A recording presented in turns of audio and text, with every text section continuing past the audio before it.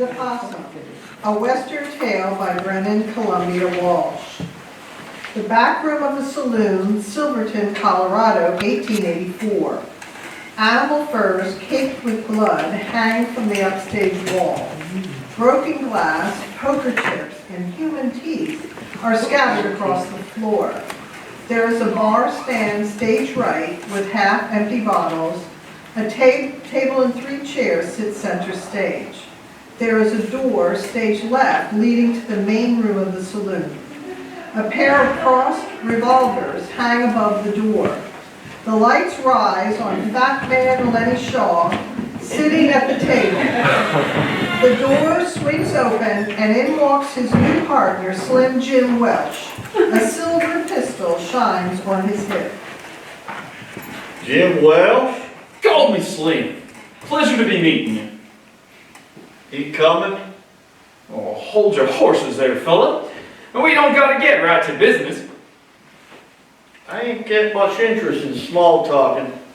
First step to becoming good partners, being a good pal. We ain't gotta be pals. Well, we ain't gotta be enemies neither. You're the one they call Fat Man.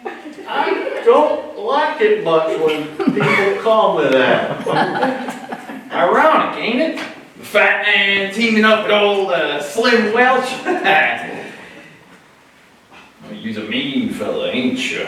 I ain't got no fancy for pals or people. Now, is he coming or not? You ain't one for patience, are you? What's that? Patience. It means you don't like waiting, you big lunk. Man, you ain't a thinker, huh? What I ain't and what I ain't not ain't none of your concern. But if there's one thing I ain't for, it's that I ain't for bounty hunters. No, I ain't a bounty hunter to you. I got a bounty, don't I? Your bounty ain't a quarter of the one we about to catch. I don't know. I don't very much like doing business with bounty hunters. Well, by the looks of it so far, you ain't very much like much of anything. I like freedom. Well, that's it. It happens to be exactly what I'm offering. Looks like we may be pals after all. Now, I know you're not going to sack me after we sack him. I'm a bushwhacker. And a bushwhacker I am. But I can't do my bushwhacking if you ain't gonna trust me. That don't answer my question. Wasn't meant to. I ain't one for playing games. Look, you ugly bastard. I got you a meeting with the Pittsburgh Opossum, the killing colonel, Murdoch Monroe. And you don't just drop out on a meeting like that. So you's just gonna have to take my word for it. I don't very much like words. Now, that don't surprise me. Words are tough, and it seems like you couldn't teach a hand to cluck.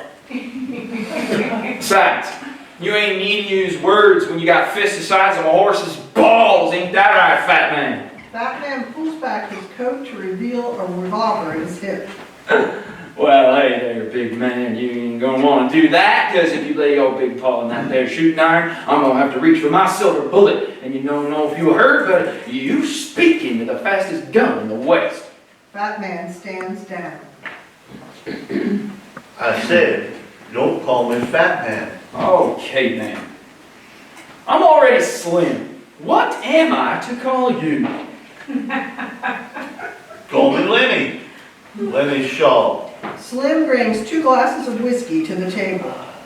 Let's drink, Lenny Shaw.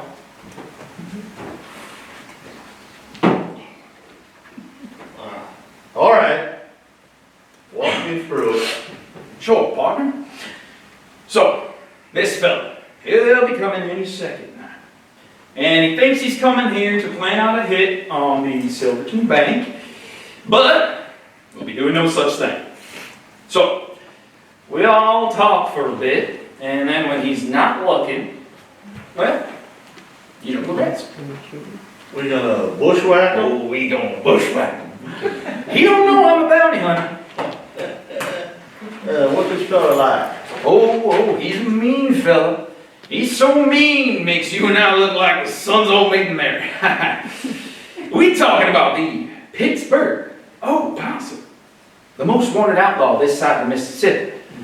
Yeah, he's a slippery bastard, one mean motherfucking Mick. He's a fast gun, but he's faster with his words. Could convince a chicken out of his feathers. Yeah, that's where his talents really lie, the mean old bastard. What's the story? They say he was born to two outlaws. Had full-grown chops the day he popped out his mama's skunk. And when he was 8, he killed his first man. At 16, he bled a whole city dry in just a month. Then burned it down when there was no more money to collect. He went to the army and rose them ranks quicker than the sun marches over Topeka. An army legend until he ate a cadet up on some mountain. But he got a bounty just recently when he robbed the Denver bank with his gang. Then sacked his mates so he could keep the cash. Yeah, he's a mean one, that slippery bastard. But you's a big fella. None look like you can't handle him. How much you say that bounty was? $10,000. $10,000.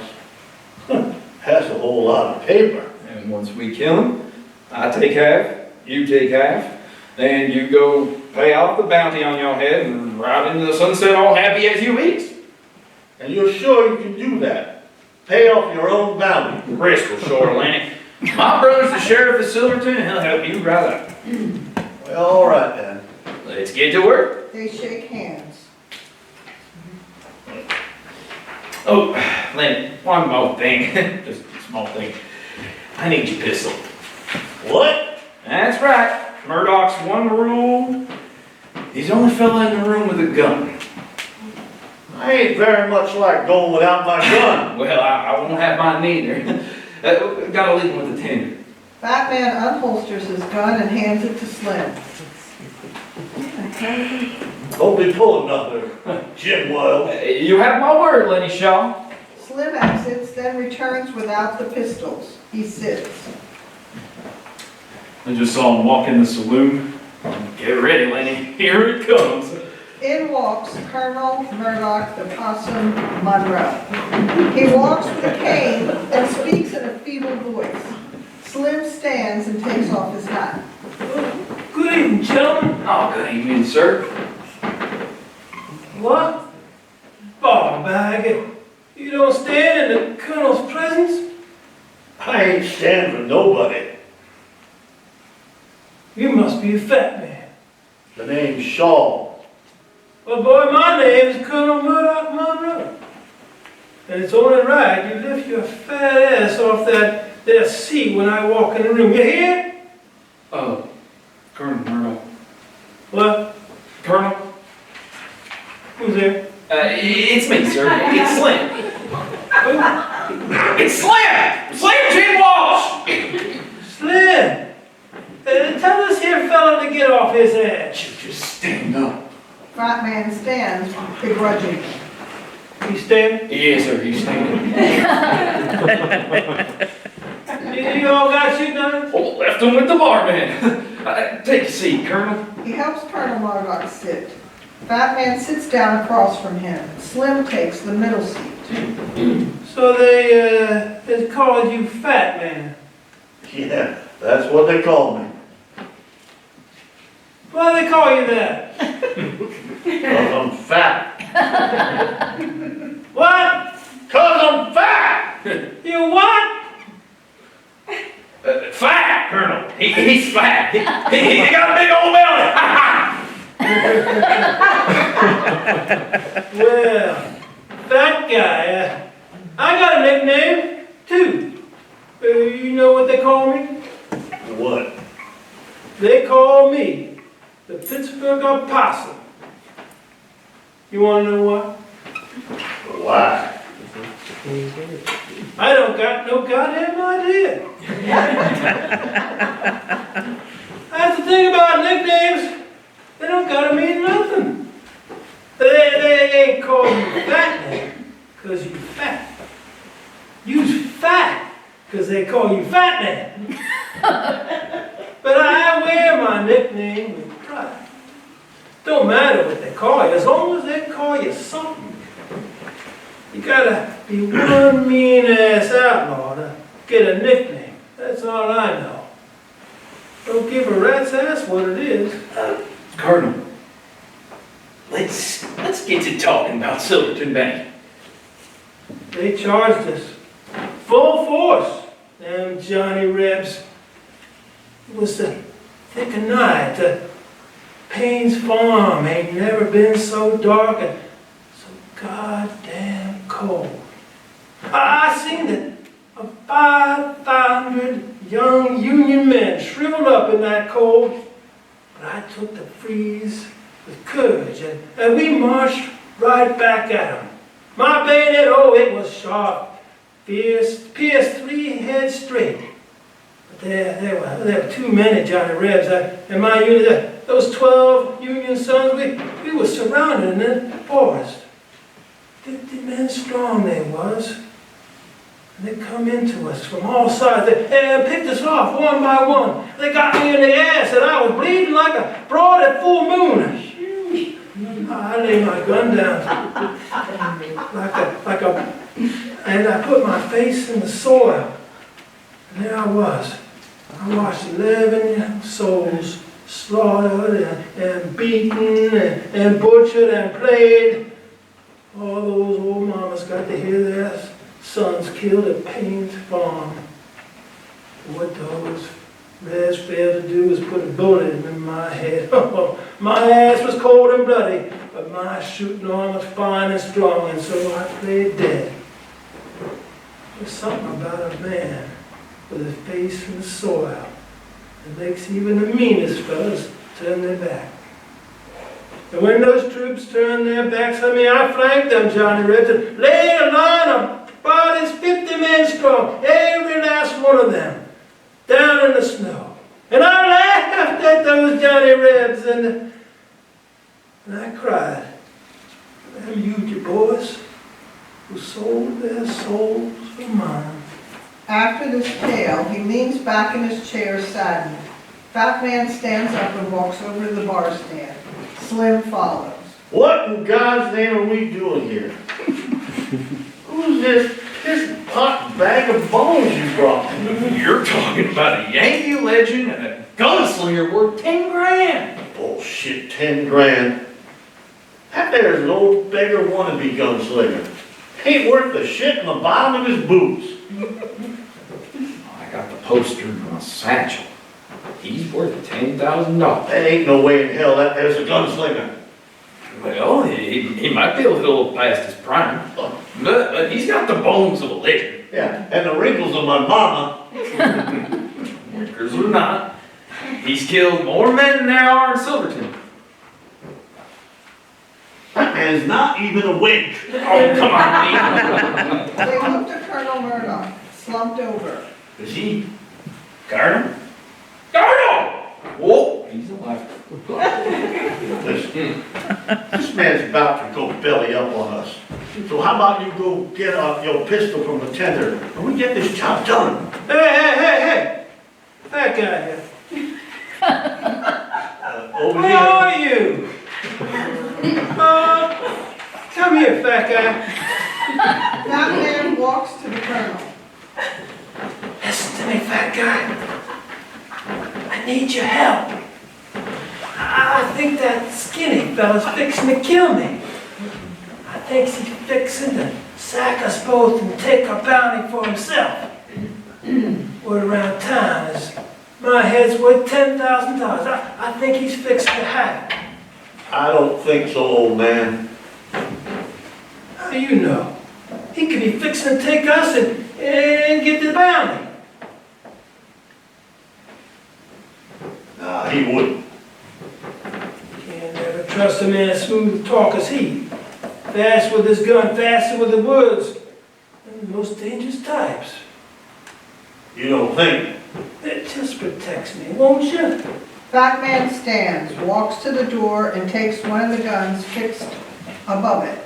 He slips it in his coat and sits back down across from the Colonel. Slim returns with 3 more drinks to the middle seat. All right, let's get to talking about Silverton Bank here. When we get there, there's gonna be mighty security. We'll blow a hole through the back, and that way we can get in, get out as quick as possible. We'll run into a few of them there long men, no more than 10, nothing we can't handle. And we'll each bring in 2 bags, and if we fill our coffers right, we could be talking about a $40,000 bail. $40,000. That's a whole lot of slip. Yes, sir, it is. What we each walking away with? About 13 grand each. But it'd be real easy for one of our team to sack the other 2 and take the 40 for themselves. Well, it's a good thing we trust each other. Yeah, but it could happen. You're planning something, Lenny. Yeah, I ain't got no plan. Then good. No reason for mistrust. All I'm saying is we put a whole lot of trust on words. I don't know about you, but I don't very much like words. We got a problem, fat man? We ain't got no problem whatsoever. None at all, Mr. Wells. Slim notices one of the pistols is missing from above the door. He starts to stand, but is stopped by the sound of a gun cocking under the table. He sits. Fat man Lenny Shaw. Can't be the fastest gun in the West without a pistol. I ain't interested in taking your bounty. But you is interested in taking my head. Can you listen to reason? I told you I ain't one for words. Well, that's a damn shame. I thought we was actually becoming pals. I ain't very much like pals. A trigger clicks from under the table. Nothing. Fat Man repeatedly pulls the trigger, but the gun doesn't fire. He takes it out from under the table, pulling its trigger furiously to no avail. Blank! Well, sorry, fat man. Looks like you weren't fast enough. A gun fires under the table. Fat Man jolts and grabs his stomach, jumping to his feet. Ah, you bastard! You mean, smooth-talking, yellow-bellied son of a bitch! He falls and tries to grab onto the table. Under the table, Colonel Murdoch holds a smoking gun, pointed at Fat Man's chair. He throws away his cane and stands, walking over to Fat Man. Well, Jimmy, another one down.